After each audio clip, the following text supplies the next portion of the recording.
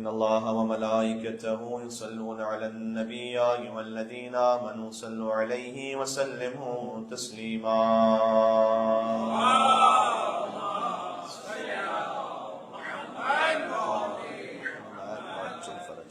أعوذ بالله من الشيطان الرجيم. بسم الله الرحمن الرحيم. لا حول ولا قوة إلا بالله العلي العظيم. حسبنا الله ونعم الوكيل. نعم المولى ونعم النصير وبه نستعين وهو خير ناصر ومعين. والصلاة والسلام على أشرف الأنبياء والمرسلين حبيب إله العالمين العبد المرتضى والنبي المجتبى والرسول المصطفى سيدنا ونبينا ومولانا بالقاسم محمد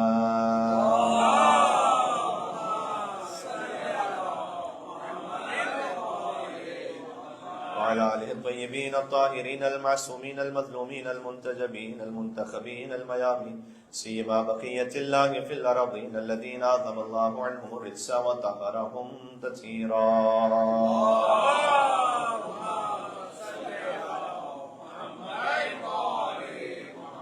رحمة الله على محبيهم واللعنة الدائمة على أعدائهم أجمعين. حضرت ابو طالب علیہ السلام کے جشن کی مناسبت بھی ہے، بی بی معصومہ قم سلام اللہ علیہا کے جشن کی مناسبت بھی ہے، تو میرے خیال میں دونوں مبارکبادیں بنتی ہیں. حضرت حجت امام زمانہ صلی اللہ تعالیٰ فرج و شریف کی خدمت میں مولا کے نام پر پہلے مل کے صلوات بھیجیے گا. محمد و آل محمد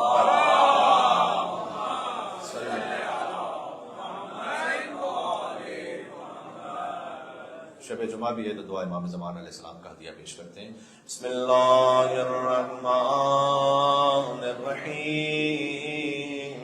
اللہم کن لولیک حجت ابن الحسن صلواتک علیہ وعلا آبائہ فی هذه الساعة وفي كل ساعة وليا وحافظا وقائدا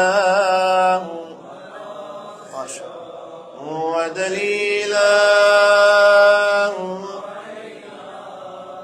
حتى تسكنه أرضك طوعا وتمتعه فيها طويلا. صلوات بر محمد وآل محمد. اللهم صل على محمد وآل محمد. ایک اور مل کے بلند تر اجتماعی صلوات بھیجیں.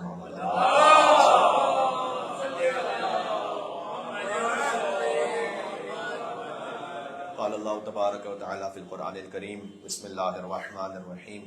ومن يخرج من بيته مهاجرا إلى الله ورسوله ثم يدرك الموت فقد وقع أجره على الله. نعرہ صلوات.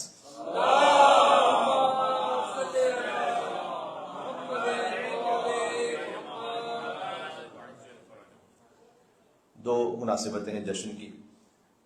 ایک کل ایمان کے باب کی آمد ہے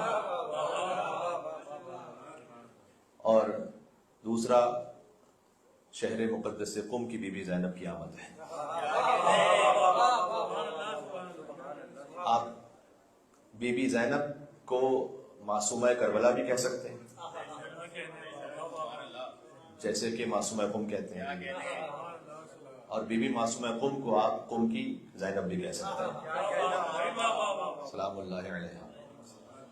حضرت ابو طالب علیہ السلام کا جشن ولادت خاص طور پر بر صغیر میں 29 شوال زیادہ تاریخ معروف ہو گئی ہے. کہیں پر کسی قدیمی کتاب میں نے باقاعدہ کوئی شوال کی تاریخ تو نہیں دیکھی، لیکن وفات کی تاریخ البتہ 26 رجب المرجب ہے یا 7 رمضان ہے، اور حضور مکرم کی آمد سے 35 سال قبل حضرت ابو طالب علیہ السلام کی ولادت ہوئی ہے. تو بہرحال جو تاریخ منسوب ہے اس منسوب تاریخ پر جشن بھی منعقد ہوتا ہے دنیا بھر میں. میں کل یہاں سے باہر کسی مقام پر تھا جشن پڑھنے کے لیے، اور جتنا ذکر ہو جائے حضرت ابو طالب علیہ السلام کا وہ اتنا ہمارے لیے توشہ آخرت ہے. اس لیے جب امام سے پوچھا گیا تھا حضرت طالب علیہ السلام کے ایمان کے بارے میں تو امام باقر نے ارشاد فرمایا تھا کہ قیامت میں اگر تمام اللہ کی مخلوقات، اس میں لازمی سی بات ہے کہ 14 معصومین تو خود بخود تخصصاً خارج ہیں، تمام اللہ کی مخلوقات کا ایمان ترازو کے ایک طرف رکھا جائے اور ہمارے جد ابو طالب کا ایمان ایک طرف رکھا جائے تو ابو طالب کا پلڑا بھاری ہوگا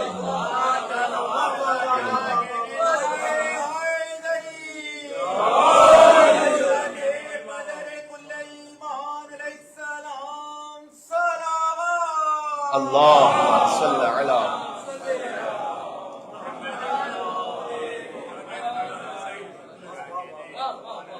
لیکن ابو طالب علیہ السلام سے جو دشمنی ہے وہ فضیلت کی دشمنی ہے، اس لیے کہ کافر پالنے کا موقع سارے بزرگوں کو ملا۔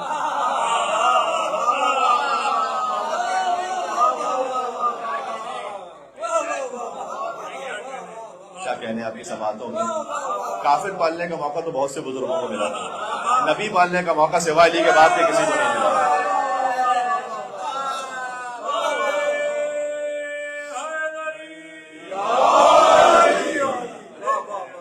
محمد پالنے کا موقع سوائے ابو طالب کے کسی کو نہیں ملا، اس لیے وہ جو حسد ہے وہ ہے علی سے بھی تھا اور ابو طالب علیہ السلام سے بھی تھا۔ ایک عجب حدیث ہے، اس سے میں پہلی دفعہ ممبر سے پڑھ رہا ہوں، حدیث قدسی، یعنی اللہ سبحانہ وتعالیٰ نے اپنے حبیب سے یہ کہا، حدیث قدسی وہ اللہ کا کلام جو قرآن کا حصہ نہیں لیکن ہے اللہ کا کلام، کہا کہ انی ایدتک بشیعتین، اے محمد ہم نے آپ کو دو آپ کے شیعوں کے ذریعے سے آپ کی مدد کی ہے۔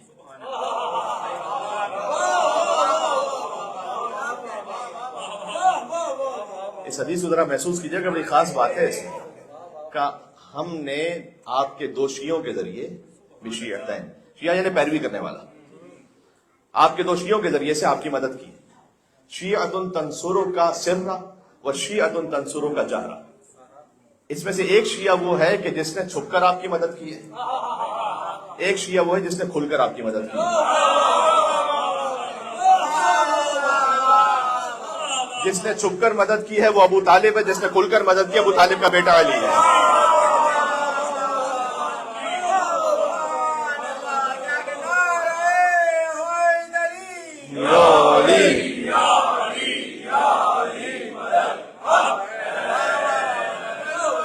کیا کہہ رہے اللہ صلی اللہ علیہ۔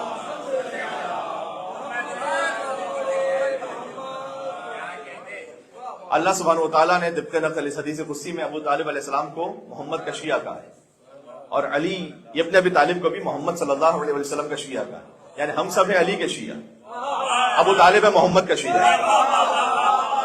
ہائے ہائے، علی ابن ابی طالب ہے محمد کے شیعہ یعنی پیروی کرنے والے۔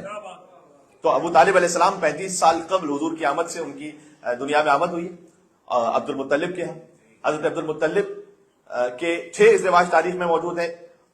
یہ ابو طالب علیہ السلام، ان کی والدہ کا نام بھی فاطمہ ہے، تو مولا علی کی والدہ کا نام بھی فاطمہ ہے، فاطمہ بنت اسد۔ حسنین کریمین کی والدہ کا نام بھی فاطمہ ہے، جن بی بی کا جشن ہے ان کا نام بھی فاطمہ ہے۔ تو اہل بیت علیہ السلام میں یہ نام تو ہر جنریشن میں رہا ہے، اس لیے میں آپ کی خدمت میں سنا چکا ہوں کہ کئی احادیث جنہیں فاطمیات کہا جاتا ہے، کہ ایک فاطمہ نے سنا، مثال کے طور پر امام رضا علیہ السلام کی بیٹی فاطمہ، انہوں نے سنا امام حسین کاظم علیہ السلام کی بیٹی فاطمہ، انہوں نے سنا امام جعفر صادق علیہ السلام کی بیٹی فاطمہ، انہوں نے سنا محمد باقر علیہ السلام کی بیٹی فاطمہ، انہوں نے سنا امام زین العابدین کی بیٹی فاطمہ، انہوں نے سنا امام حسین علیہ السلام کی بیٹی فاطمہ، انہوں نے سنا رسول اللہ کی بیٹی فاطمہ، جس کی سند بنتی ہے ان فاطمہ ان فاطمہ ان فاطمہ ان فاطمہ ان فاطمہ ان فاطمہ ان فاطمہ ان رسول اللہ صلی اللہ علیہ وسلم۔ یہ بی بی فاطمہ معصومہ کن اللہ صلی اللہ علیہ۔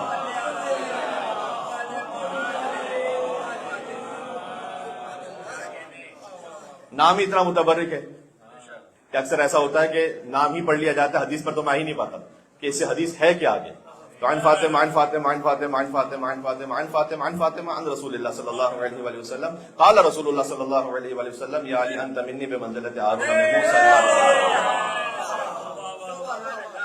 یہ امام موسیٰ کاظم علیہ السلام کے زمانے میں حدیث بیان کی ہے بی بی معصومہ کن سلام اللہ علیہ، جن کا نام ہے فاطمہ۔ ہر حدیث میں بی بی کا نام فاطمہ سوائے ایک حدیث کے، ایک حدیث میں بی بی کو معصومہ کہا گیا امام رضا علیہ السلام کی، اور اسی ایک حدیث کی وجہ سے بی بی کا لقب معصومہ مشہور ہو گیا، ورنہ نام تو فاطمہ ہے. زیارت میں بھی بی بی کا نام فاطمہ، یا فاطمہ اشفعی لی فی الجنہ، اے بی بی فاطمہ جنت میں آپ شفاعت فرمائیے گا ہماری. فإن لک عند اللہ شأنا من الشان. مرزا قمی ایک طالب علم کے خواب میں آئے تھے قم کے، اور اس قم کے طالب علم کے ایک دماغ میں ایک مرتبہ خیال آیا کہ بی بی معصومہ قم سے یہاں پر ہر شیعہ آ کے کہتا ہے کہ آپ ہماری شفاعت فرمائے گا جنت میں، تو کیا بی بی کی شفاعت اتنی وسیع ہے کہ وہ ہر شیعہ کی شفاعت کریں گے؟ تو مرزا قمی نے طالب علم کے خواب میں آ کر کہا تھا کہ تم بی بی کی شفاعت کے بارے میں شک کر رہے ہو، اللہ نے اہل قم کی شفاعت تو میرے ذمہ لگائی ہوئی ہے.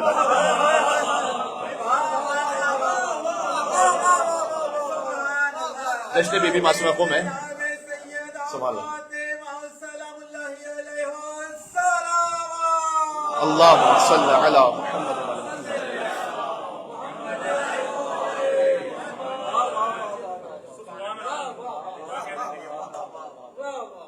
تو حضرت ابو طالب کی والدہ کا نام ہے فاطمہ، اور فاطمہ بنت عائز مخزومی، اور حضرت عبداللہ حضور کے والد، ان کے والد کا نام بھی ہے فاطمہ، والدہ کا نام. یعنی حضرت عبد المطلب کی جو اولادیں ہیں ان میں حضرت ابو طالب اور حضرت عبداللہ، یہ دو بھائی وہ ہیں کہ جو ایک ہی ماں سے ہیں. یہ ذہن میں رکھیے گا، باپ دونوں کے عبد المطلب ہیں اور والدہ بھی ایک ہی ہیں، فاطمہ بنت عائز مخزومی. حضرت عبد المطلب محمد کے بھی دادا ہیں، علی کے بھی دادا ہیں، اور ان کا کنٹریبیوشن یہ ہے کہ کتنی سنتیں عبد المطلب کی ایسی ہیں جو اسلام نے جاری رکھی. مثلا خود طواف کے ساتھ چکر ہونا، یہ ابو طالب کے والد کی سنت ہے. ورنہ ایک زمانے میں یہ تھا کہ جب عربوں میں حج ہوتا تھا تو طواف کا کوئی عدد متعین نہیں تھا، اب کتنے بھی چکر لگا لیجیے. حضرت عبد المطلب نے متعین کیا تھا کہ 7 چکر پر ایک طواف پورا ہوگا، جسے اسلام نے باقی رکھا. حضرت عبد المطلب کی سنت ہے کہ جب انہیں کوئی خزانہ ملتا تھا زیر زمین تو اس کا خمس نکالتے تھے. پہلی مرتبہ تاریخ میں جس نے خمس نکالا وہ حضرت عبد المطلب ہے. یہ بات سمجھ میں آ رہی ہے؟ اب جو سنت حضرت عبد المطلب پر عمل کرنے والا ہے، جو ان کی آل کا ماننے والا ہے، اسے خمس نکالنے میں تکلیف اس لیے نہیں ہونی چاہیے، اس پہ فرض ہو چکا ہے. تو یہ پہلی مرتبہ حضرت عبد المطلب نے تاریخ میں خمس نکالا خزانے پر، جیسے اسلام نے جاری رکھا. حضرت عبد المطلب نے وہ زمزم کا کنواں کہ جو فراموش ہو چکا تھا اسے دوبارہ سے اس مقام کو متعین فرما کے وہاں سے اس کنویں کا پانی جاری فرمایا کہ حضرت عبد المطلب ہے. تو تاریخ میں کئی حضرت عبد المطلب کی سنتیں جو جاری و ساری رہی. پھر ایک انسان کا خون بہا 100 اونٹ، یہ بھی حضرت عبد المطلب اور حضرت عبداللہ کا واقعہ کہ حضرت عبد المطلب نے یہ منت مانی ہوئی تھی کہ جب اللہ مجھے 10 بیٹے عطا کر دے گا تو ایک بیٹا کم سے کم میں اس کی راہ میں قربان کروں گا. اور جب بیٹوں میں نام آیا تو حضرت عبداللہ کا نام آیا، حضور کے والد. اب یہ اللہ سبحانہ وتعالیٰ کا اہتمام تھا. دیکھیں شریعت ابراہیمی میں طریقہ تھا کہ ابراہیم علیہ السلام نے اسماعیل کے گلے میں چھری رکھی تھی اللہ کی خاطر قربان کرنے کے لیے. تو حضرت عبد المطلب انہوں نے منت مانی تھی کہ اللہ مجھے اگر 10 بیٹے عطا کرے گا تو ایک میں اس راہ میں قربان کر دوں گا. تو کون سا بیٹا قربان ہو؟ تو 10 بیٹوں میں سے قرآ جب نکالا گیا تو حضرت عبداللہ حضور کے بابا کے نام پہ نکلا. حضرت ابو طالب نے آگے بڑھ کر یہ گزارش کی، ریکویسٹ کی کہ عبداللہ جو ان کے بھائی ہیں، باپ کی جانب سے بھی اور ماں کی جانب سے بھی سگے بھائی ہیں، کہ کیوں نہ ایسا کیا جائے کہ اگر 10 اونٹ اور حضرت عبداللہ اس پر قرآن ڈال دیا جائے کہ اگر 10 اونٹ نکلے تو وہ فدیہ قرار پائیں حضرت عبداللہ کا. پھر قرآن نکلا حضرت عبداللہ کا 10 سے مزید 10 بڑھا دیے جائیں 20 اونٹ حضرت عبداللہ. پھر قرآن نکلا حضرت عبداللہ. اچھا یہ قرآن نکال کر حکم شریع کو عکس کرنا، یہ آج بھی شریعت اسلامی میں بہت سے مقامات پر قرآن نکال کر عکس کیا جاتا ہے، کچھ اسلامی اصولوں کو اس کی تفصیل اپنے مقام پر. تیسری مرتبہ حضرت عبداللہ 30 اونٹ، پھر قرآن نکلا حضرت عبداللہ. حضرت عبداللہ 40 اونٹ، قرآن نکلا حضرت عبداللہ. 50 اونٹ، 60 اونٹ، 70، 80، 90، 100. جب 100 اونٹوں تک پہنچا سلسلہ 100 اونٹ تو پھر قرآن نکلا 100 اونٹ. اس وقت سے ایک انسان کی دیت قرار پائی 100 اونٹ. اب غور فرمائیے گا، میں ابو طالب علیہ السلام کا شجرہ اور خاندان پڑھ رہا ہوں آپ کے خدمت. سبحان اللہ. اللہ صلی علی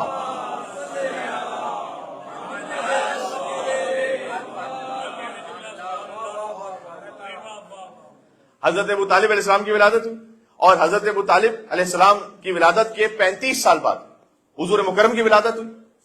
جب حضور مکرم کی ولادت ہوئی تو یکم عام الفیل آپ جانتے ہیں ہاتھیوں والا سال جب ابرہہ نے حملہ کیا تھا ہاتھیوں کو لے کر، اور آپ یہ بھی جانتے ہیں کہ ہاتھی حجاز کا جانور نہیں، افریقہ کا جانور ہے. حجاز میں تو ہاتھی ہوتے نہیں، حجاز میں تو اونٹ ہوتے ہیں. تو اتنے سارے ہاتھی جب حجاز پہنچے تو اب میں یہ کہوں کہ چھوٹے چھوٹے جانوروں نے اتنا بڑا جانور پہلی دفعہ دیکھا تھا وہاں پر.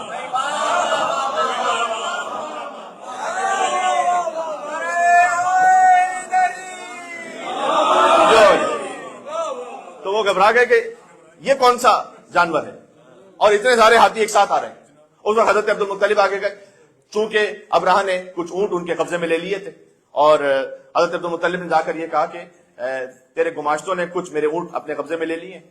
کہا اچھا میں تو سمجھا تھا تم کعبے کی حفاظت کرنے، کعبے کی بات کرنے کے لائے، اپنے اونٹوں کی بات کرنے کے لائے. تو حضرت عبد المطلب کا فقرہ، یعنی محمد اور علی کے دادا کا فقرہ آج تک تاریخ میں موجود ہے. کیا نا رب الابل وان للبیت ربا، میں اونٹوں کا پالنے والا ہوں، اس گھر کا بھی کوئی پالنے والا ہے.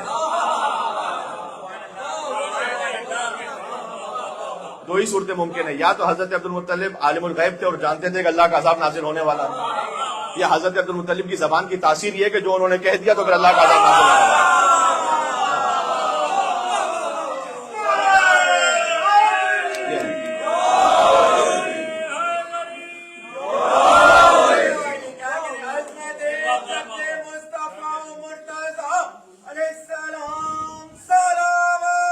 اللہ صلی اللہ.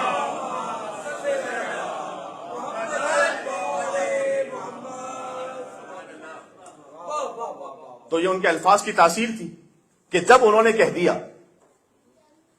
ایک مجھ سے میرے عزیز بھائی نے گزارش کی ہے، میں کبھی ہو سکا تو آپ کی خدمت میں پڑھوں گا، کہ حضرت عیسیٰ علیہ السلام کے بعد تو کوئی نبی نہیں آیا حضور مکرم تک. 600 سال کا زمانہ گزرا ہے اور زمین حجت خدا سے خالی نہیں ہوتی. حضور مکرم آخری نبی، حضرت عیسیٰ علیہ السلام سیکنڈ لاسٹ نبی. تو اس 600 سال کے زمانے میں حجت کون ہے اللہ کی؟ یہ میں کم سے کم اگر آپ سے گفتگو کروں تو معصومین علیہ السلام کی احادیث میں مسلم اصول ہے کہ لولا الحجہ لصافت الارض باہلہا، اگر زمین پر اللہ کی حجت نہ رہے تو زمین اپنے اہل کے ساتھ نگل لے گی، خود کو اور جو زمین میں رہنے والے سب کو وہ نگل لے گی. اس کا مطلب ہے کہ اس 600 سال میں کوئی نہ کوئی تو حجت ہے اللہ کی،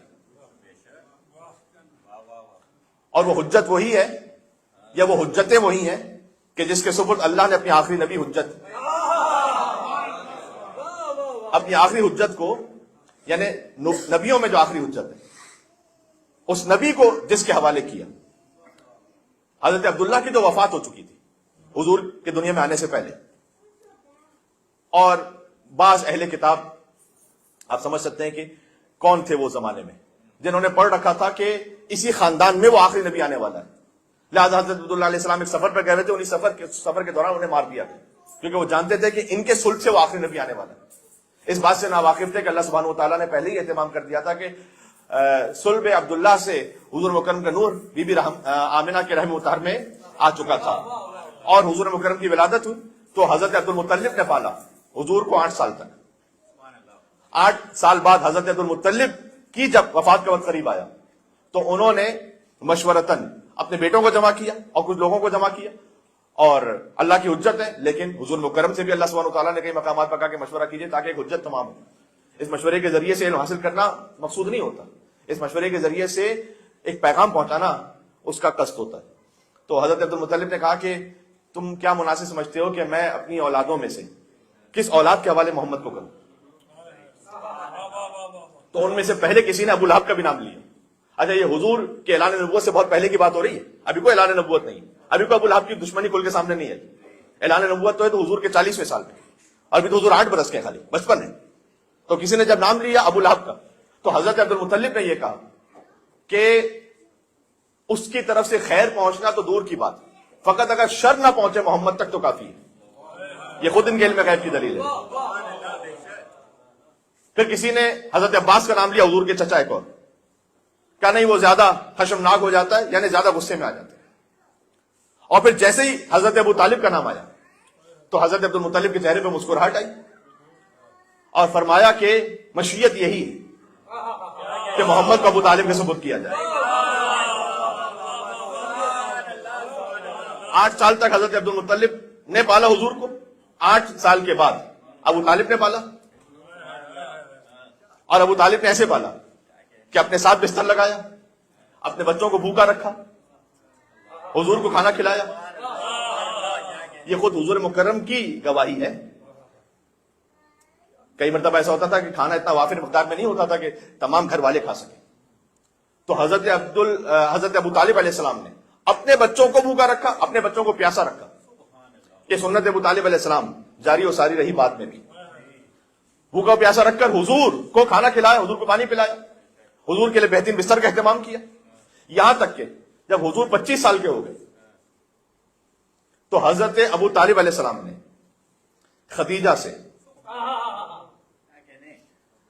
حضور مکرم کا وہ نکاح پڑھا کہ جس سے نسل رسالت آگے بڑھی.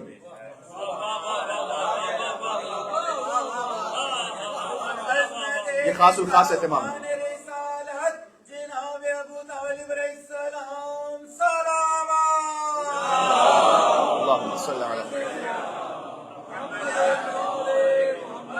کتنی مرتبہ بڑے شدید فخر میں حضرت ابو طالب علیہ السلام زندگی گزاری. مولا علی علیہ السلام کا ایک فقرہ ہے خود اپنے بابا کے لیے.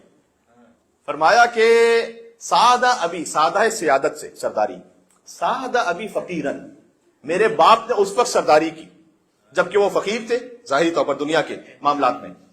وما سادہ فقیرن قبلہ، اور میرے باپ سے پہلے کسی فقیر کو اللہ نے سرداری عطا ہی نہیں. یہ ابو طالب علیہ السلام، کیا بات ہے. ایک مل کے سلوات پہ دیں.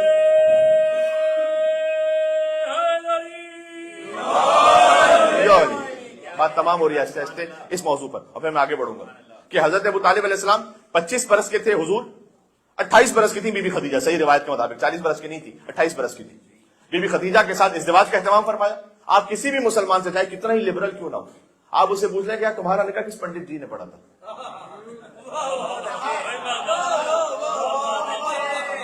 تو غصے میں بھنا کر کہے گا کہ بھائی میں کتنا ہی گناہگار کیوں نہ صحیح، لیکن میں لا الہ الا اللہ محمد رسول اللہ پڑھنے والا ہوں. اچھا آپ محمد رسول اللہ پڑھنے والے تو آپ کا نکاح مسلمان پڑھے جو خود محمد رسول اللہ ہے.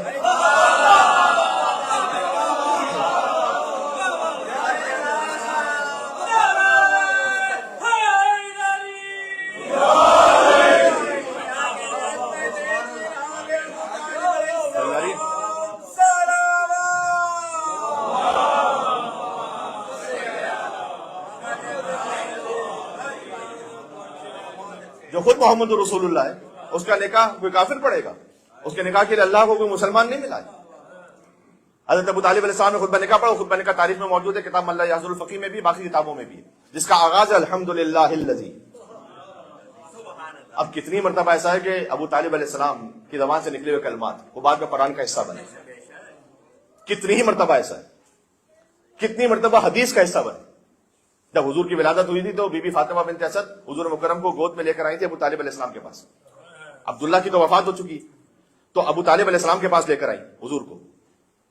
ابشرک بمثلہ النبوہ. تو حضرت ابو طالب نے جواب دیا کہ اے فاطمہ بنت اسد میں آپ کو ایسے ہی بیٹے کی بشارت دیتا ہوں. اصبری سبتن، آپ 30 سال صبر کیجیے. ابشرک بمثلہ النبوہ، میں آپ کو بالکل ایسے بیٹے کی بشارت دیتا ہوں کہ اللہ آپ کو بھی ایسے ہی بیٹا عطا کرے گا. الا النبوہ، فقط یہ کہ وہ نبی نہیں ہوگا. یا علی انت منی بمنزلۃ ہارون من موسیٰ الا انہ لا نبی بعدی. جو حدیثوں سے واقف ہے میں ان کے لیے کہہ رہا ہوں کہ علی آپ کی مثال مجھ سے ویسی کہ جیسے ہارون کی موسیٰ سے تھی. الا انہ لا نبی بعدی، مگر یہ کہ میرے بعد کو نبی نہیں آنے والا. ابشرک بمثلہ الا النبوہ، کتاب الکافی کی حدیث ہے کہ میں آپ کو ایسے ہی بیٹے کی بشارت دیتا ہوں، بس یہ کہ وہ نبی نہیں ہوگا. یہ ابو طالب علیہ السلام نے حضور کی ولادت پر کہا تھا. حضور نے یہ جملہ ارشاد فرمایا ہے امام حسن علیہ السلام کی ولادت پر. یہ حدیث ارشاد فرمائی ہے امام حسن علیہ السلام کی ولادت پر بھی ہے اور تبوک کے موقع پر بھی ہے. لیکن سب سے پہلے امام حسن علیہ السلام کی ولادت پر حضور نے فرمایا تھا کہ علی آپ کی مجھ سے مثال ویسی ہے کہ جیسے ہارون کی موسیٰ سے تھی. ہارون کو اللہ نے 2 بیٹے عطا کیے تھے، شبیر اور شبر، جو عبرانی زبان میں اس کا ترجمہ عربی میں حسن اور حسین. امام حسن مجتبیٰ علیہ السلام کی ولادت ہوئی ہے 3 ہجری میں، جب حضور کا جو ظاہری سن ہے وہ تقریباً 53 ایئرز ہے. حضور کی ولادت پر حضرت ابو طالب نے وہ جملہ کہا تھا 53 سال پہلے، 53 ایئرز اگو، کہ میں اے فاطمہ بنت اسد آپ کو بالکل ایسے ہی ایک بیٹے کی بشارت دیتا ہوں، بس یہ کہ وہ نبی نہیں ہوگا. ورنہ بالکل ویسے ہی ہوگا آپ جیسا، اس بیٹے جیسا ہوگا. بات سمجھ میں آ رہی ہے؟ تو جب حضور 25 سال کے ہو گئے تو حضرت ابو طالب علیہ السلام نے خطبہ نکاح پڑھا. اس کا پہلا فقہ الحمدللہ الذی جعلنا من زرع ابراہیم و ذریۃ اسماعیل. حضرت ابو طالب کا خطبہ نکاح کم پڑھا جاتا ہے، میں آپ کے سامنے پڑھ رہا ہوں. یہ تو سب کو معلوم ہے کہ حضرت طالب علیہ السلام نے خطبہ نکاح پڑھا تھا، اور یہ خود اس بات کا جواب ہے. کوئی آپ سے یہ کہے کہ ابو طالب جناب وہ کلمہ نہیں پڑھا تھا، جی کلمہ نہیں پڑھا تھا، نکاح پڑھا تھا.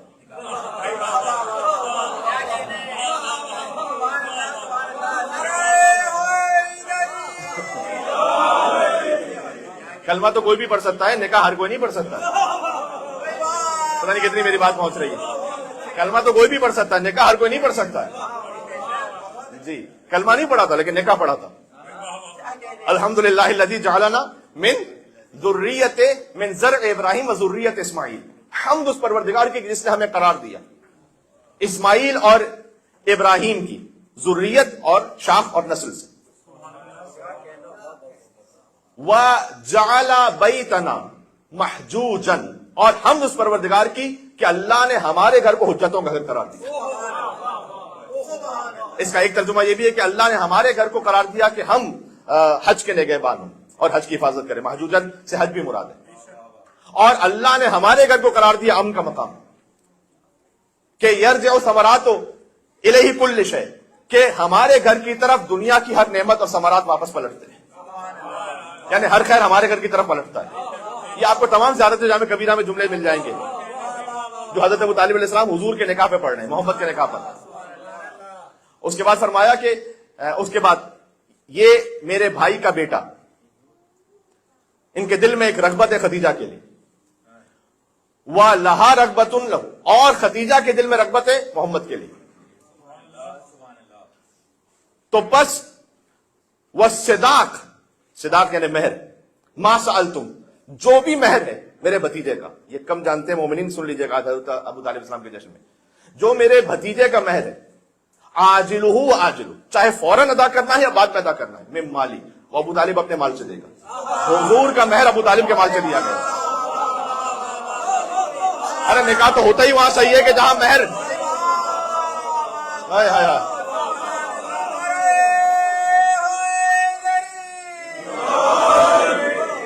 کتنا پاکیزہ ہوگا ابو طالب علیہ السلام کا مال، کتنا پاکیزہ ہوگا حضرت ابو طالب علیہ السلام کا مال، کہ اللہ نے مصطفیٰ کا نکاح وہ ابو طالب کے دیے ہوئے مال سے اس کا مہر متعین فرمایا. ابو طالب علیہ السلام نے مہر دیے. سبحان اللہ. یہ ہے ابو طالب علیہ السلام. تو حضور جب 25 برس کے تھے تو اس وقت حضور کا نکاح پڑا ابو طالب علیہ السلام. جب 40 برس کے ہو گئے اور اعلان نبوت فرمایا تو ابو طالب ہی کا گھر کام آیا اور ابو طالب کے گھر میں دعوت ذوالشیرہ ہوئی. اور پھر ابو طالب علیہ السلام حضور کے ساتھ ساتھ سائے کی طرح رہے حفاظت مصطفیٰ میں. امام زین العابدین سے سوال پوچھا گیا، امام باقر علیہ السلام سے پوچھا گیا، امام صادق علیہ السلام سے پوچھا گیا، امام رضا علیہ السلام سے پوچھا گیا، بار بار پوچھا گیا حضرت ابو طالب علیہ السلام کے بارے میں. اور ہر امام نے پلٹ کر جواب دیا.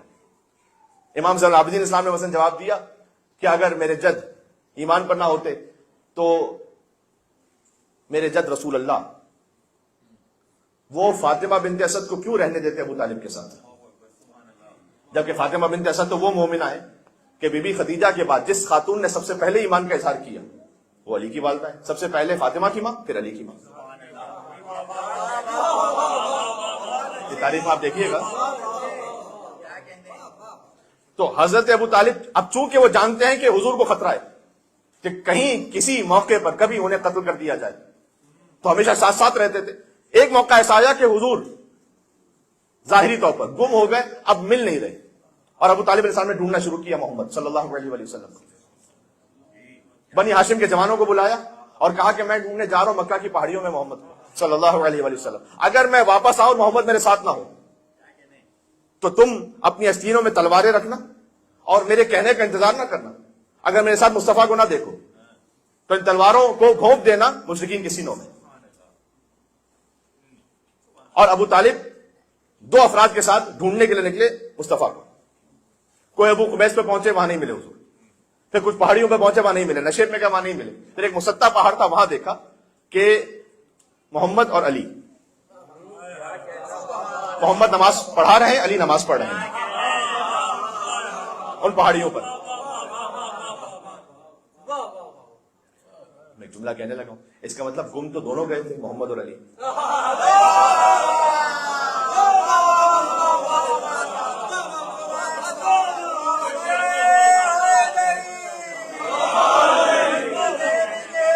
کیا بات ہے.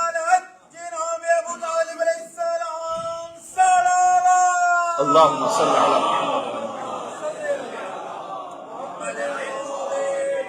ڈھونڈنے نکلے فقط محمد کو، علی کی فکر نہیں تھی محمد کہاں پر ہے. ڈھونڈنے نکلے اپنے بھتیجے کو، دیکھا حضور نماز پڑھا رہے ہیں، علی نماز پڑھ رہے ہیں. دو جو ساتھ تھے حضرت ابو طالب کے، ان کا نام تاریخ میں نہیں ہے، انہوں نے علی سے جا کے یہ پوچھا کہ تم کیا کر رہے تھے. اب دیکھیں نماز کوئی فیملیئر چیز تو ہے نہیں، تو اکثر کو تو معلوم ہی نہیں کہ یہ کیا ہو رہا ہے. کہا یہ تم کیا کر رہے تھے؟ تو مولا علی کا جواب یہ ہے کہ جو محمد کر رہے تھے وہ میں کر رہا تھا. یہ نہیں کہا میں اللہ کی عبادت کر رہا تھا، کہ جو محمد کر رہے تھے وہ میں کر رہا تھا. کہ اپنے باپ سے پوچھ لیا تم نے؟ اپنے باپ سے پوچھ لیا تم نے؟ تو مولا کائنات نے جواب دیا کہ اللہ نے جب مجھے ابو طالب کے گھر میں بھیجا تو کیا میرے باپ سے پوچھ کے بھیجا تھا اللہ نے، یا اپنی مشیت سے بھیجا تھا؟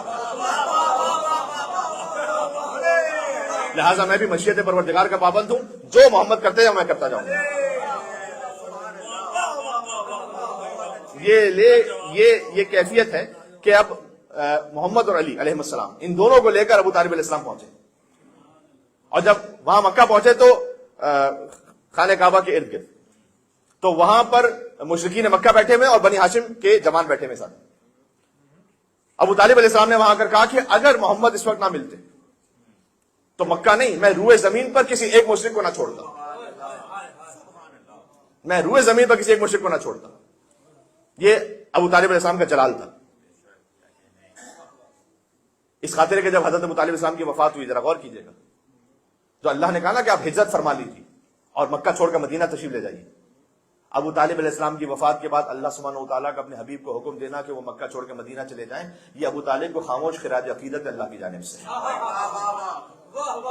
یعنی مکہ میں ابو طالب کے بعد کسی کا احسان نہیں چاہیے آپ کو، صرف ابو طالب کا احسان ہو آپ کو، اور کسی کا احسان نہیں چاہیے. وہ شیب ابی طالب کے احسان کی میں بات کروں تو پھر ایک اور پوری مجلس چاہیے اس پر. تو حضرت ابو طالب علیہ السلام کا وہ احسان جا بجا آپ کو دو موقع سے ملیں گے جہاں اہل بیت علیہ السلام سے، خاص طور پر مولا علی علیہ السلام، ان سے جب کچھ پوچھا گیا تو معمولاً مولا علی علیہ السلام نے غضب کا اظہار کرتے ہوئے جواب نہیں دیا. لیکن کچھ صورتیں ایسی ہیں، آپ جانتے ہیں کہ جب عمر ابن عبدود آیا تھا تو اس وقت حضور مکرم نے بھی فرمایا کہ مل حاصل کر، کون ہے جس کتے کے پاس جائے. اور مولا علی سے ایک مرتبہ پوچھا گیا حضرت ابو طالب کے لیے کہ یا علی ابو کا فنار، کیا تمہارا باپ جہنم میں؟ فرمایا کہ فاح اللہ فمک، اللہ تیرے منہ کو بند کر دے. معمولاً نفری نہیں ملتی آپ کو اہل بیت علیہ السلام کے علاوہ، لیکن مولا علیہ السلام کے لیے کہ اللہ تیرے منہ کو بند کر دے. ابھی فنار، کیا میرا باپ جہنم میں ہو؟ وانا قسیم الجنت من جبکہ جنت و جہنم کو تقسیم کرنے والا ہی میں نے. میرے مولا کہنا چاہتے تھے کہ میرے باپ کی فکر نہ کر، تقسیم تو میں کروں گا.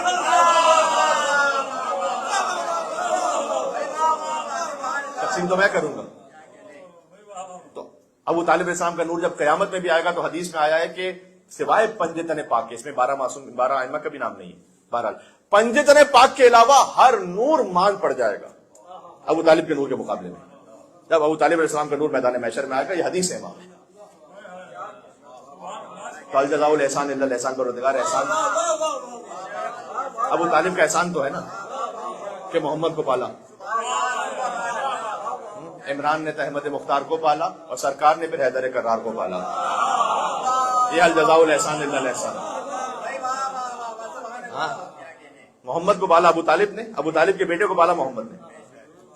اس لیے کہ معمولاً مولا علی علیہ السلام وہ حضور مکرم کے پاس ہوتے تھے، تو عمران نے احمد مختار کو پالا، سرکار نے پھر حیدر کرار کو پالا، کرار نے حسنین سے شاہکار کو پالا، اور ہر دور کے سردار نے سردار کو پالا. یہ اللہ کی ریت اور اللہ کی سنت یہی ہے، ہر دور کے سردار نے سردار کو پالا. ایک پردہ توحید میں خود ڈھال رہا ہے اور مہدی کو حجابوں میں خدا پال رہا ہے. آج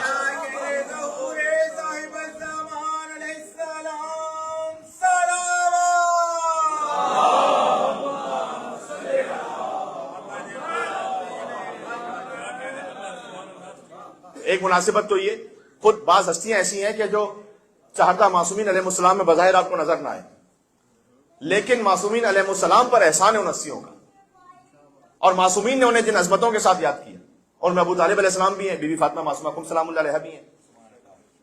29 شوال حضرت ابو طالب علیہ السلام سے منسوب ہے، یکم ذی القعدۃ الحرام بی بی معصومہ کم سلام اللہ علیہ سے منسوب ہے. آج اب تک میرے پاس کوئی آفیشیل نیوز تو نہیں ہے، لیکن بظاہر امکان نہیں تھا کہ میلبرن کے افق پر ذی القعدہ کا چاند نظر آئے. دنیا بھر میں تقریباً نظر آ جائے گا سوائے میلبرن کے اور اطراف کے علاقوں کے. تو کل یکم ذی القعدۃ الحرام، یہاں تو شاید نہ ہو، لیکن جو سن رہے ہیں مومنین، اگر ان کے ہاں کل ذی القعدۃ الحرام کی پہلی تاریخ ہے تو وہ، اور آپ کے ہاں اگر پرسوں ہے تو نماز اول ماہ کو میں یاد دلا دوں آپ کی خدمت میں. ذی القعدۃ الحرام یہ وہ مہینہ ہے کہ جسے اجابت دعا اور گناہوں کی مغفرت کا مہینہ قرار دیا گیا ہے. ذی القعدہ بڑا اہم مہینہ جس پر کم توجہ جاتی ہے. رجب المرجب، شعبان المعظم، رمضان المبارک پر پھر بھی لوگ توجہ کر دیتے ہیں، ذی القعدہ پہ کم توجہ. ذی القعدہ ہی کے مہینے میں بی بی معصومہ قم کی ولادت ہے، یکم ذی القعدۃ الحرام. ذی القعدہ ہی کے مہینے میں امام رضا علیہ السلام کی ولادت ہے، 11 ذی القعدۃ الحرام. ذی القعدہ ہی کے مہینے میں اللہم صلی علی محمد وعلی محمد. ذی القعدہ ہی کے مہینے میں دہو الارض ہے، زمین کا بچھایا جانا، 25 ذی القعدۃ الحرام. ذی القعدہ کے مہینے میں خاص امام رضا علیہ السلام کی زیارت مستحب ہے. ذی القعدہ کا مہینہ تمہید کا مہینہ ہے حج کی. یہ جو ذی القعدہ ہے نا، یہ ذی القعدہ کا مطلب کیا ہے؟ یہ ذی القعدہ کو ذی القعدہ کہتے کیوں ہیں؟ اس لیے کہ عربوں میں قبل از اسلام ہر بے سروپا بات پہ جنگ ہوتی تھی، آپ کو معلوم، اور وہ جنگ جاری رہتی تھی نسلوں تک. تو جب لڑ کے ایک موقع پر یہ تھک گئے تو نے کہا کہ کوئی تو ریسٹ کر سیز فائر کا مہینہ ہونا چاہیے. یہ اسلام سے پہلے کی بات ہے. تو انہوں نے کہا کہ کچھ مہینوں کو رکھو جہاں پر جنگ نہ کریں ہم ایک دوسرے سے. قیام و قعود کہتے ہیں بیٹھنے کو، قیام کہتے ہیں کھڑے ہونے کو. ذی القعدہ اسی قعود سے بیٹھنا.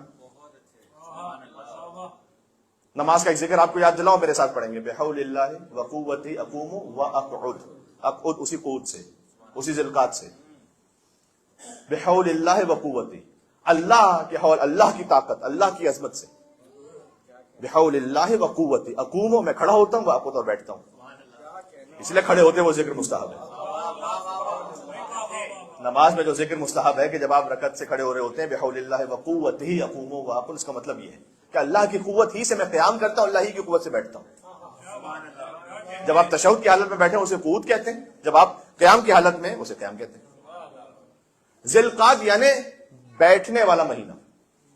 دیکھیں ہر مہینے کے لیے اس کی وجہ تسمیہ ہے، نام کیوں رکھا گیا. یہ رجب الاسب کہا جاتا ہے. رجب کو اسب یعنی ڈاؤن پور، اس لیے کہ اللہ کی رحمت موسلا دھار بارش کی طرح برستی ہے رجب میں. شعبان یعنی تقسیم کرنا کسی شے کو. حضور نے فرمایا کہ یہ تشاء فیہ ارزاق المومنین، اللہ مومنین کا رزق شعبان میں تقسیم کرتا ہے، اس لیے سے شعبان کہا جاتا ہے. رمضان یعنی کسی شے کا جلا دیا جانا، لأنہ یرمغ الذنوب، اس لیے کہ رمضان میں اللہ مومنین کے گناہوں کو جلا دیتا ہے. ہر مہینے کی ایک وجہ تسمیہ کہ کیوں کس مہینے کو نام دیا گیا. تو ذی القعدہ یعنی بیٹھنے کا مہینہ، یعنی اس میں اب جنگ نہیں کریں گے ہم. ذی الحج یعنی حج والا مہینہ. تو 3 مہینے انہوں نے ایک ساتھ رکھے. محرم یعنی احترام والا مہینہ. تو ذی القعدۃ الحرام، ذی الحجۃ الحرام، محرم الحرام، اور ایک رجب کا مہینہ اختیار کیا. یہ 4 مہینے وہ ہیں کہ جس میں ہم آپس میں جنگ نہیں کریں گے دوسرے سے. قرآن میں آیت ہے یسألونک عن الشہر الحرام، سورہ بقرہ کی آیت ہے کہ اے حبیب آپ سے سوال کرتے ہیں ان حرام مہینوں کے بارے میں جس میں جنگ کرنا حرام ہے. ایک آپ کو دلچسپ بات بتاؤں، یسألونک، اے رسول یہ آپ سے پوچھتے ہیں، آپ سے سوال کرتے ہیں. یہ 14 مرتبہ ہے قرآن میں. 14 اللہ نے صاحب سلونی بھیجے، 14 ہی مرتبہ اللہ نے 14 سوال لکھے. یہ جو ہمارے ساتھی سن رہے ہیں، اگر کوئی، میں اپنے آپ کو خیر کوئی کسی قابل نہیں سمجھتا، لیکن اگر کوئی بھی جس نے جوائن کیا ہو، فرض کیجئے کہ محرم الحرام کا عشرہ کا ایک بڑا زبردست موضوع ہے. قرآن کے جتنے یسألونک ہے نا اسے نکالیے. اے حبیب یہ آپ سے یہ پوچھتے ہیں. اس میں جغرافیہ کا سوال بھی ہے، یسألونک عن الجبال، یہ آپ سے پہاڑ کے بارے میں پوچھتے ہیں. اس میں میٹا فزکس کا سوال بھی ہے، یسألونک عن الروح، یہ آپ سے روح کے بارے میں پوچھتے ہیں.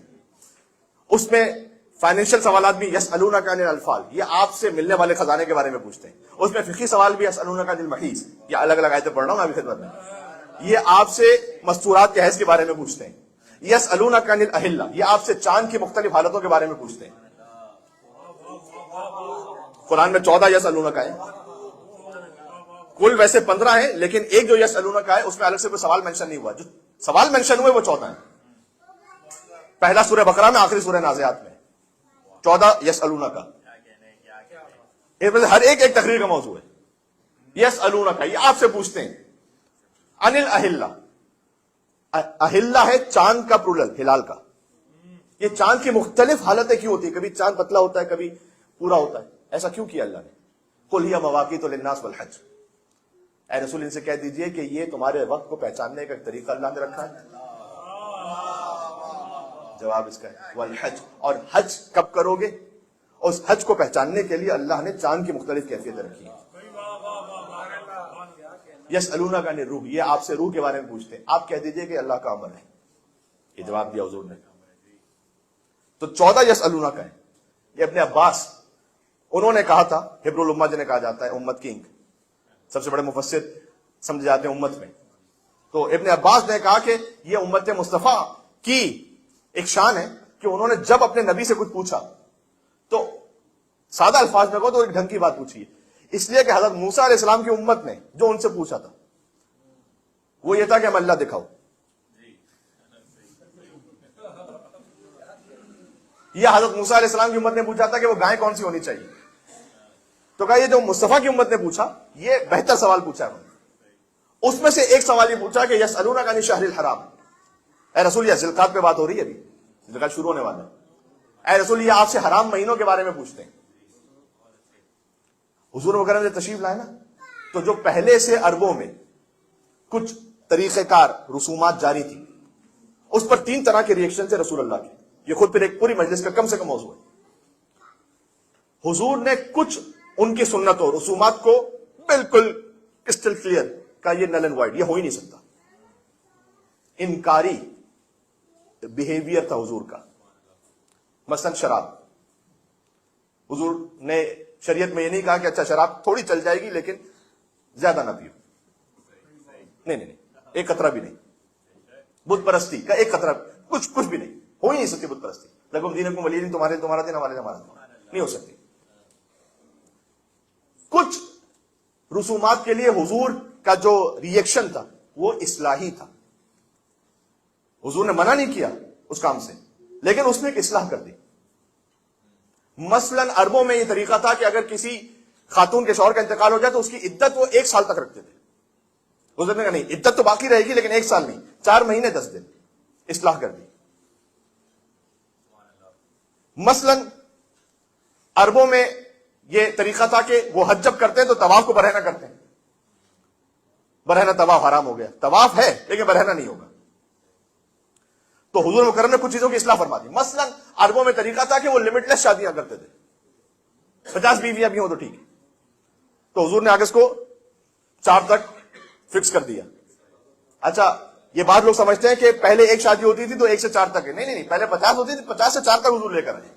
اس طرف سے معاملہ ہے. کہا کہ اگر عدل نہ کر سکو تو ایک ہی کرو. اب خواتین کا مجمع کم ہو جائے گا، میں زیادہ تفصیل میں جاؤں گا.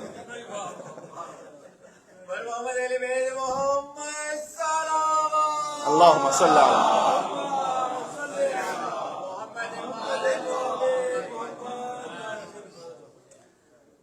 تو 4 تک اسے فکس کر دیا حضور. تو کچھ چیزوں کی اصلاح کی، کچھ چیزوں کو حضور نے ویسے ہی ثابت رکھا، چینج بھی نہیں کیا. ان میں سے ایک یہ ہے کہ 4 احترام کے مہینے یہ اسلام سے پہلے سے تھے، حضور نے اسی کو باقی رکھا. حضرت عبد المطلب نے جو خمس کی سنت رکھی تھی حضور نے اس کو ویسے ہی باقی رکھا. طواف کی تعداد کی سنت رکھی تھی ویسے ہی باقی رکھا. میں نے بھی آپ سے عرض کیا حضرت عبد المطلب نے اس وقت عربوں میں یہ اصول رائج کیا کہ باپ کی زوجہ باپ کے مرنے کے بعد نعوذ باللہ من ذالک بیٹا اسے شادی کر لیتا تھا. عرب میں طریقہ تھا. سورہ بقرہ میں باقاعدہ آیت نازل ہوئی. حضرت عبد المطلب نے یہ منع کیا تھا کہ جو ایک مرتبہ باپ کے ازدواج میں آ گئی اب بیٹا اس سے شادی نہیں کر سکتا. جو حضرت عبد المطلب کی سنت تھی وہ رسول اللہ نے جاری رکھی. تو حضور کے جو بیہیویئرز ہیں اس میں کچھ ہیں انکاری، کچھ ہیں اصلاحی، کچھ ہیں اثباتی. ان میں سے ایک ہے یہی حرام مہینے، یعنی احترام والے مہینے. یہ اسلام سے پہلے سے. تو ذوالقعدۃ الحرام، ذوالحجۃ الحرام، محرم الحرام، رجب المرجب. تو ذوالقعدہ کے ایک تو یہ احترام ہے. تو آپ اس میں اس مہینے میں خاص تاکید ہے کہ سبحان اللہ والحمدللہ ولا الہ الا اللہ واللہ اکبر کے ذکر کو کثرت کے ساتھ پڑھیں. تو آپ اس بات کو یاد رکھیں. اس میں اس بات کی خاص تاکید ہے کہ آپ صلوات کو کثرت کے ساتھ بھیجیں. امام رضا علیہ السلام کی زیارت کریں، مل کے صلوات بھیجے گا. نام علی بن موسیٰ رضا علیہ السلام صلی علی محمد وعلی محمد.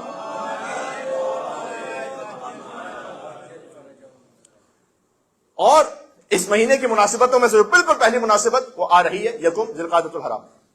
اس بی بی کی آمد کے جس کے لیے 4 معصوموں نے زیارت پر جنت کی ضمانت کی. ایسا کسی امامزادے کے لیے نہیں ہے. میں آپ سے اطمینان کے ساتھ کہہ رہا ہوں، ایران میں فقط 8000 امامزادے ہیں. ہر امامزادے کا ایک جیسا مقام نہیں، سب قابل احترام ہے. لیکن کچھ امامزادوں کا احترام فقط امامزادہ ہونے کی وجہ سے نہیں. ان کا احترام اس خاطر ہے کہ قرآن کی کتنی آیتیں ہیں جن کا مصداق آپ کو بی بی معصومہ کم نظر آئیں گی. جس میں سے ایک آیت میں نے خطبے میں پڑھی، آپ خود دیکھ لیجئے گا. میں آیت کا ترجمہ سناؤں گا تو آپ کو خود واضح ہو جائے گا کہ بی بی معصومہ کم کیسے مصداق ہیں. اس آیت کا واضح مصداق کہ من یخرج من بیتہ مہاجرا الی اللہ ورسولہ، جو اپنے گھر سے نکلے ہجرت کرتے ہوئے، اور وہ ہجرت کر رہا ہو اللہ اس کے رسول کی طرف. ہجرت اپنے معاشی حالات کے لیے وہ بھی جائز ہے، حلال ہے، اپنی جان کی حفاظت کے لیے. لیکن ایک ہجرت ہے اللہ اس کے رسول کی طرف. اللہ کی طرف ہجرت کا مطلب کیا ہے؟ امام کی طرف ہجرت. ذہن میں رکھیے گا. جو ہجرت کرنے کے لیے نکلے، من یخرج من بیتہ مہاجرا الی اللہ ورسولہ ثم یدرک الموت، سنیے گا، اور راستے میں اسے موت آ جائے. بی بی معصومہ قم جا رہی ہے مدینہ سے مشہد پہنچنے سے پہلے قم میں ان کی وفات ہو گئی ہے. ہجرت کرنے کے لیے نکلے، راستے میں موت آ جائے تو اب کیا ہے؟ فقط وقع اجرہ علی اللہ، اس کا اتنا اجر ہے کہ اللہ کے علاوہ کو جانتا ہی نہیں. اس کا واضح مصداق ہے بی بی معصومہ کو سلام علیہ.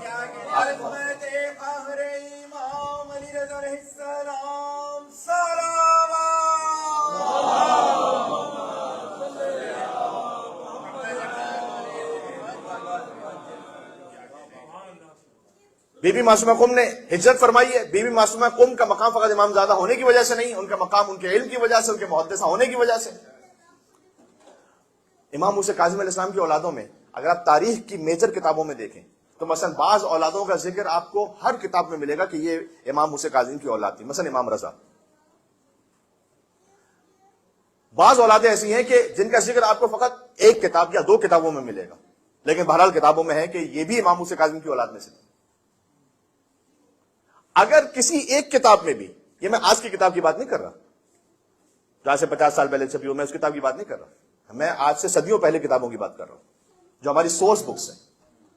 ان میں سے اگر کسی ایک کتاب میں بھی امام موسیٰ کاظم علیہ السلام کی اولاد کا اگر ذکر، مثلا اگر ایک کتاب میں بھی ان سب کو بھی کاؤنٹ کر لیجئے تو امام موسیٰ کاظم کے بیٹے بنتے ہیں 23 اور امام موسیٰ کاظم کی بیٹیاں بنتی ہیں 41.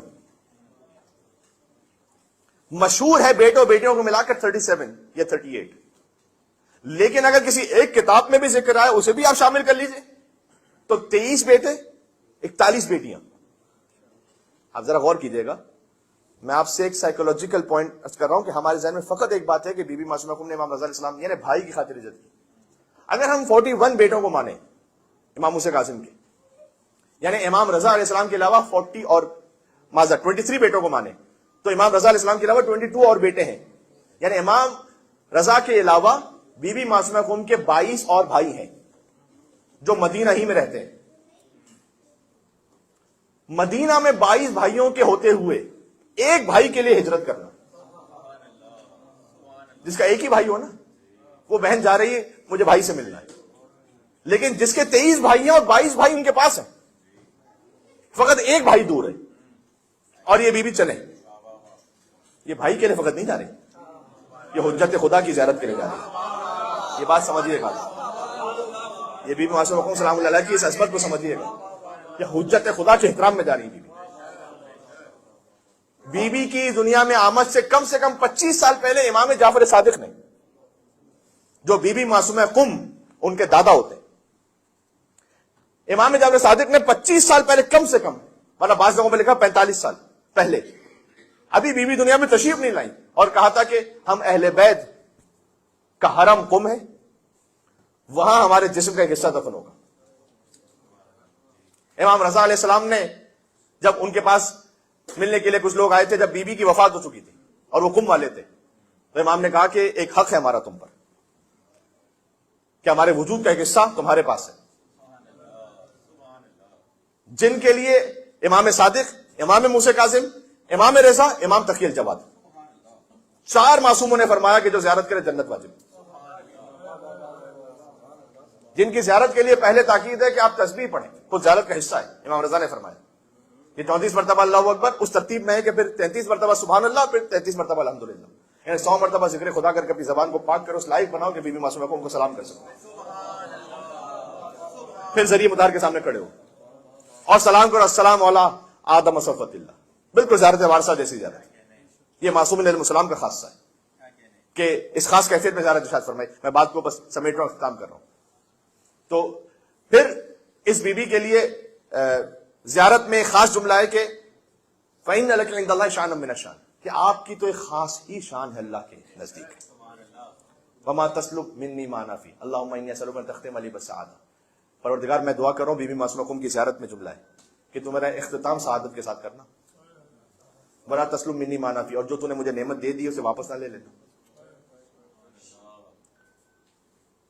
مولا علی نے امام حسن سے کہا تھا کہ کسی سعید کو دیکھو، یعنی سعادت مند کو، تو یہ نہ سمجھ لینا کہ اس کا اختتام بھی سعادت کے ساتھ ہوگا، ابھی نہ سمجھنا، اور کسی شقی کو دیکھو تو یہ نہ سمجھ لینا کہ اختتام شقاوت کے ساتھ ہوگا۔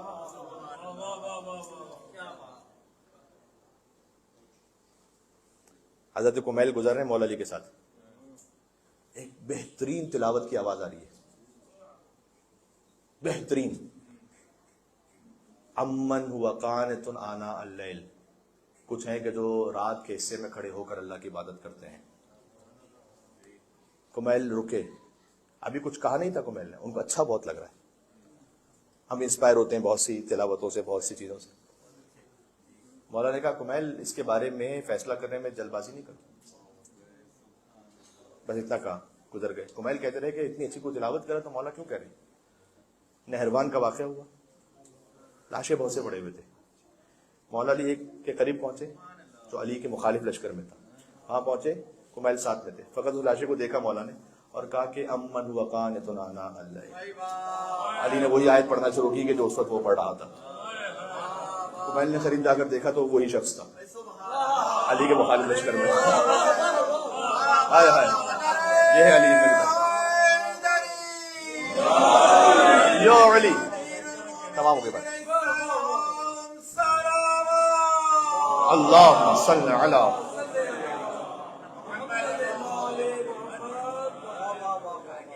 تو خوش نصیب ہے وہ افراد کہ جن کا اختتام سعادت پر ہو، اور خوش نصیب ہے وہ کہ جنہیں اللہ سبحانہ وتعالیٰ نے بیٹی عطا کی، جن کی پہلی اولاد بیٹی ہے، خاص طور پر ان کے لیے۔ یہ میں آپ سے عرض کروں، اللہ اکبر۔ اب میں اس تفصیل پہ جاؤں گا تو پھر مجھے کم سے کم 10-15 منٹ چاہیے، لیکن آپ قرآن میں دیکھیے گا جہاں اللہ نے 2 چیزوں کی بات کی ہے نا، اس میں جو زیادہ اہم ہے اس کی بات پہلے کی ہے۔ مثلا ان الصفا والمروہ من شعائر اللہ، 2 پہاڑیاں ہیں، یہ نہیں کہا ان المروہ والصفا، کیونکہ صفا سے شروع ہوگی، صحیح مروہ جو رہی۔ هل يستوي الذين يعلمون والذين لا يعلمون، کیا علم رکھنے والے اور علم نہ رکھنے والے برابر؟ تو پہلے علم رکھنے والوں کی بات کی، جہاں کمپیریزن ہے نا، وہاں جو پہلا اللہ سبحانہ وتعالیٰ نے مورد ذکر کیا ہے وہ زیادہ احترام والا ہے۔ اب ذرا جملہ سنیے گا سورہ شورا میں، یہب لمن یشاء اناثا، اللہ جسے چاہتا ہے بیٹیاں عطا کرتا ہے، وَيَهِبُ لِمَن يَشَاءُ الذُّكُورَ، اور اللہ جسے چاہتا ہے پھر بیٹا عطا کرتا ہے۔ پہلے بیٹی کا ذکر کیا،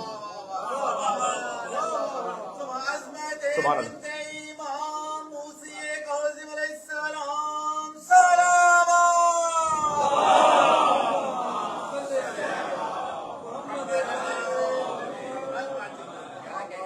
اللہ جسے چاہتا ہے بیٹی عطا کرتا ہے، پھر کہ اللہ جسے چاہتا ہے بیٹی عطا کرتا ہے.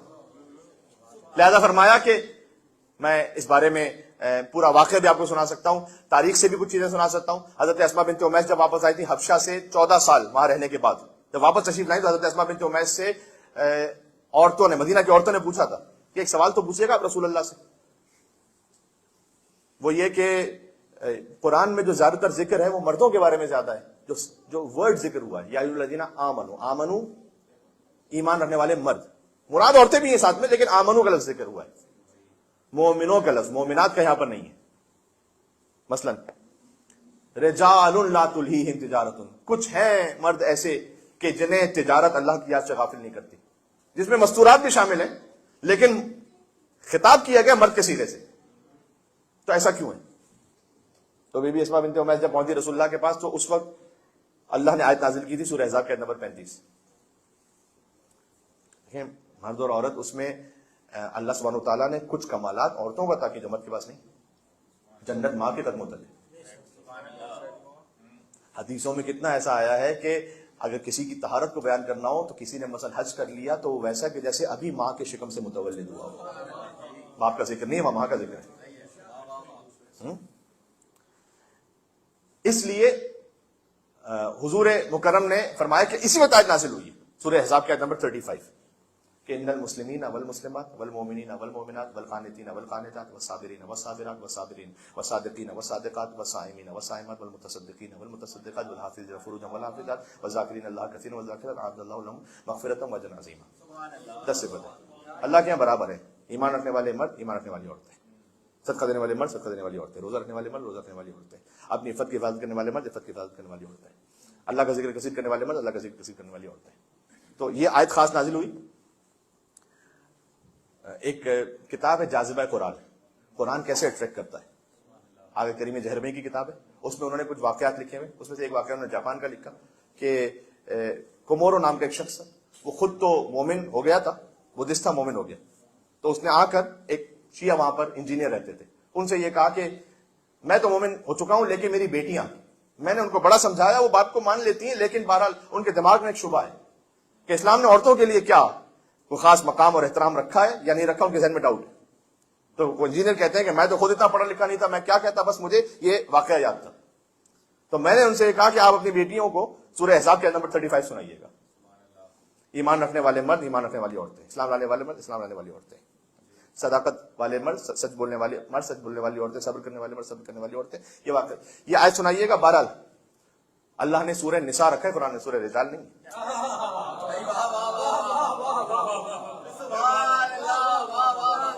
جو 3 الہی ادیان ہیں، بڑے ادیان، عیسائیت، یہودیت اور مسیحیت، جن کا تعلق اللہ سبحانہ و تعالیٰ سے، ان تینوں میں جو اہم ترین ہستی ہیں،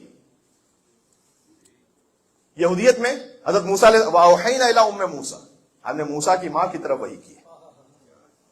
عیسائیت میں حضرت عیسیٰ علیہ السلام کی والدہ بی بی مریم، اللہ نے باپ نہیں رکھا عیسیٰ کا، ماں رکھی.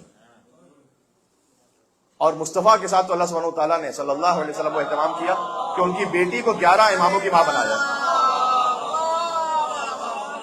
ایک بیٹی جو 11 اماموں کی ماں ہے. ابھی حدیث کے ساتھ میں بڑی فاطمہ تو ابوہا و بعلہا و بنوہا. اس لیے جنہیں اللہ سبحانہ وتعالیٰ نے بہرحال بیٹی عطا کی، انہیں خاص اللہ نے ایک نعمت عطا کی. اس نعمت کے لیے حدیث میں امام نے فرمایا کہ البنون نعم، بیٹے نعمت ہے، والبنات حسنات.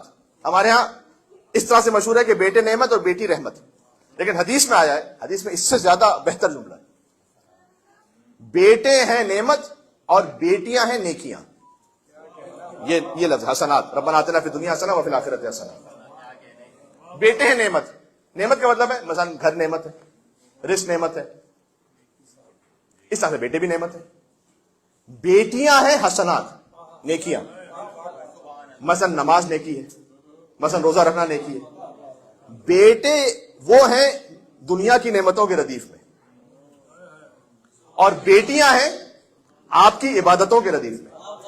یعنی فقط بیٹی کو پال لینا ہی عبادت ہے، یہ مراد ہے.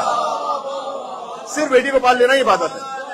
اور ہمارے یہ بھی معصومہ قوم سے تمام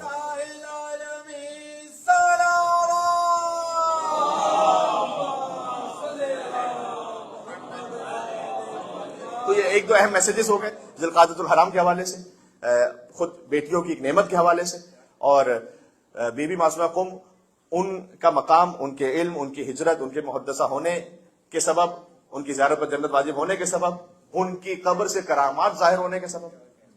کرامت اور معجزے میں فرق یہ ہوتا ہے کہ جو زندگی میں ظاہر ہو وہ معجزہ ہے، جو زندگی کے بعد ظاہر ہو وہ کرامت ہے. یہ ذہن میں رکھیے گا. معجزہ ایسا نہیں کہ فقط نبی سے مخصوص ہے، امام رضا علیہ السلام بھی کچھ دکھائے تو معجزہ ہے، بعد میں امام رضا کی ذریعے سے کچھ ظاہر ہو وہ کرامت ہے. یہ فرق سمجھ میں آ گیا آپ کو؟ آیت اللہ مرشد نجفی 70 سال تک جاتے ہیں بی بی معصومہ قم کے حرم میں سب سے پہلے ظاہر صبح کو. تو ایک مرتبہ حرم بند ہو جاتا تھا جب رات کو 12 بجے، تو ابھی خواب میں بی بی معصومہ قم سلام اللہ علیہا کہ آیت اللہ مرشد نجفی سے کہا تھا، یہ نجیب الطرفین سید ہیں، کہا اٹھو اور پہنچو حرم. تو کہتے ہیں کہ میں نے اٹھتے ہوئے یہ سوچا کہ بی بی کا اگر حکم آیا ہے مجھے تو ابھی تو نماز شب میں بھی دے دے، جس وقت کے لیے میں جاتا ہوں اتنا جلدی کیوں بھیج رہی بی بی. اور کہتے ہیں جب میں وہاں پہنچا تو یہ میں آپ کو اس لیے سنا رہا ہوں کہ پاکستان سے، آیت اللہ مرشد نجفی نے لکھا ہے کہ پاکستان سے آیا وہ ایک کاروان تھا کہ جو شدید سردی میں بی بی معصومہ قم کے حرم کے باہر شدید سردی سے ڈر رہا تھا، اور ان کے پاس گرمی کے کوئی وسائل نہیں تھے، اور بی بی نے بھیجا اس لیے تھا کہ حرم کھولو تاکہ میرے زائرین وہاں اندر حرم میں جا سکیں، سردی سے بچ سکیں. یہ ہے بی بی کی کرامت. ایک عجب ہی وہاں پر مہمان نوازی، اسی لیے ہے کریم اہل بیت. ارے کریم اہل بیت امام حسن علیہ السلام ہے، کریم اہل بیت بی بی معصومہ قم سلام اللہ علیہ. سبحان اللہ.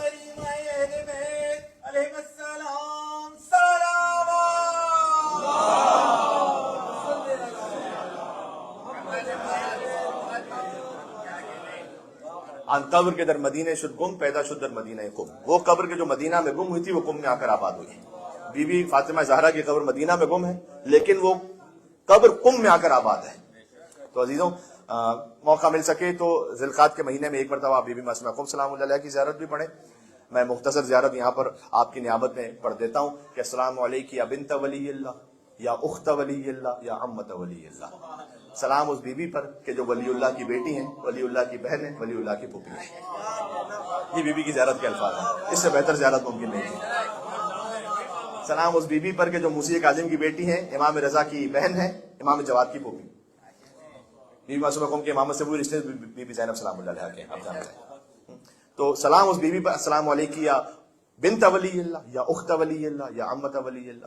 السلام علیکم یا بنت موسیٰ بن جعفر یا فاطمہ اشفعی لی فی الجنہ فإن لک عند اللہ شأنا من الشأن. اے بی بی آپ جنت میں ہماری شفاعت فرمائیے گا، اس لیے کہ آپ کا خاص الخاص مقام ہے اللہ سبحانہ وتعالیٰ کے نزدیک. اللہم انی اسألک ان تختم لی بالسعادہ. پروردگار میں تجھ سے سوال کرتا ہوں کہ میرا اختتام سعادت کے ساتھ ہو. ولا تسلب منی ما انا فی ولا حول ولا قوۃ الا باللہ العلی العظیم. یہ بی بی کی زیارت کے آخری الفاظ تھے، وہ میں نے آپ سب کی نیابت میں پڑھ دیے تاکہ کم سے کم شب جمعہ ایک بی بی کی زیارت ہماری ہو جائے. اور پھر امام رضا علیہ السلام کی ایک زیارت آپ کو جب بھی ذی القعدہ میں موقع ملے، خاص تاکید ہے امام رضا علیہ السلام کی زیارت کی ذی القعدہ میں. ظاہر ہے کہ وہاں حرم تک نہ پہنچ سکیں تو آپ اپنے مقام ہی سے اللہم صلی علی علی ابن موسیٰ الرضا المرتضیٰ الامام التقی النقی وحجتک علی من فوق الارض ومن تحت الثری صدیق الشہید صلاۃ کثیرۃ تامۃ ذاکیۃ متواصلۃ متواترۃ مترادفۃ کافضل ما صلیت علی احد من اولیاء. یہ ایک مختصر زیارت ہے امام رضا علیہ السلام کی، اس کو آپ پڑھ لیجئے. اور السلام علیکم یا غریب الغربا یہ کہہ کر سلام کرنا چاہیں تو اسی طرح سے سلام کر لیجئے. بہرحال ضرور امام رضا علیہ السلام کو بھی ایک سلام ضرور کیجئے زیارت کی نیت سے، باقاعدہ ایسے ہی سرسری نہیں، باقاعدہ یہ کہ ہم ذی القعدہ کے مہینے میں امام رضا کی زیارت پڑھیں، اس نیت سے امام رضا کو سلام اس ماہ میں. تو ذی القعدہ کے اعمال آپ تک پہنچ گئے. سبحان اللہ والحمدللہ ولا الہ الا اللہ واللہ اکبر کثرت کے ساتھ کہیں، درود کثرت کے ساتھ پڑھیں. اور ذی القعدہ کے مہینے میں دعو العرض کے جو کچھ خاص اعمال ہیں وہ بعد میں مجھے موقع مل سکا تو میں آپ کی خدمت میں پہنچاؤں گا. دعو العرض کے دن روزہ رکھنا 25 ذوالقعدۃ الحرام، اس کی خاص تاکید ہے. روزے یہاں پر جس مقام پہ گفتگو ہو رہی ہے بڑے چھوٹے بھی ہیں اس وقت، تو آپ آرام سے روزہ رکھ بھی سکتے ہیں، انشاءاللہ کوئی پریشانی کی بات بھی نہیں ہوگی. نیکسٹ شب جمعہ میں آپ کی خدمت میں فی الحال یہاں حاضر نہیں ہو پاؤں گا، اس لیے بہرحال آگے جو 10 دن آنے والے ہیں اس میں مجھے تقریباً 3 کانٹیننٹس میں جا کے بہرحال ذکر اہل بیت علیہم السلام کرنا ہے. تو نیکسٹ شب جمعہ کا پروگرام پوسٹپون ہوگا، ملتوی ہوگا. نیکسٹ شب جمعہ یہاں پروگرام نہیں ہو پائے گا. اس کے بعد کی جو شب جمعہ ہے اس میں جشن امام رضا علیہ السلام یہاں پر منعقد ہوگا، جو کہ وہ بالکل متصل ہوگا 11 ذوالقعدۃ الحرام سے. تو اگلی شب جمعہ سے اگلی شب جمعہ انشاءاللہ ذکر امام رضا علیہ السلام کی محفل ہوگی. آپ سے بھرپور تعداد میں شرکت کی گزارش ہے. امید تو یہی ہے کہ اسی مقام پر ہوگی اگر یہ مقام اویلیبل ہو گیا. اگر اویلیبل نہ ہو سکا تو آپ اناؤنسمنٹ دیکھ لیجئے گا, کہیں نہ کہیں کسی مقام پر اطرافی میں ہم کوشش کریں گے کہ امام رضا علیہ السلام کے جشن کی ایک محفل منعقد کر سکیں. کرنی ہے مجھے شاہ خراسان کی باتیں اور اسلام سے پہلے کے مسلمان کی باتیں.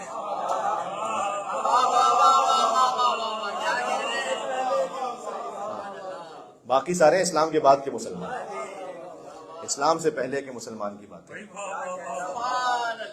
ایران پر یزدان کے احسان کی باتیں کرتا ہوں میں, قرآن سے قرآن کی باتیں. میں چاہتا ہوں کہ آپ ایک نعرہ حیدری کی صدا بلند کر دیں گے تو جشن کا احترام ہو جائے گا. بیت پڑھنے لگا ہوں, کرتا ہوں میں قرآن سے قرآن کی باتیں.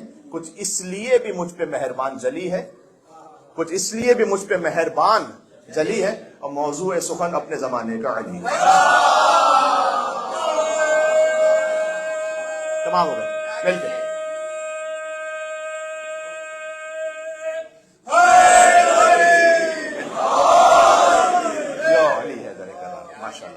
بیوی کو ہدیہ کرتے ہوئے بلندتر نعرہ صلوات, اللہم صلی علی محمد و آل محمد وعجل فرجہ.